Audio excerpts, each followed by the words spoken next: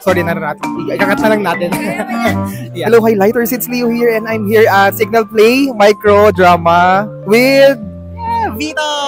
Hey! Yan. So we're going to interview some the 5 series. Yay! So mabilisan lang to. So let's try kung maka-interview tayo. Let's go! Hello, highlighters, and I'm with Pearl Gonzalez. sa lahat ng microdrama, bakit kailangan unahin si ICU?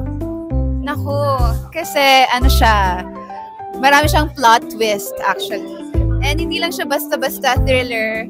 Marami kayong matututunan sa lahat ng cast ng ICU.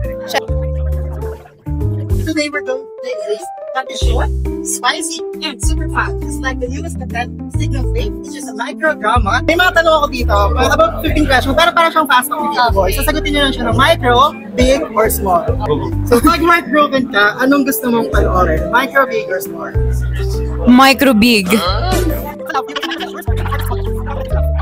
Kasi kung kinukulang na kayo sa kilig, kailangan nyo to eh.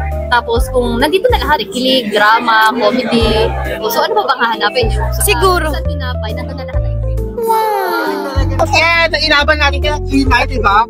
Nagpapawisan pa ako doon. Kasi, pero masaya. Saya. Sige, gusto na. Teacher lang. O, hindi mo. Hindi ka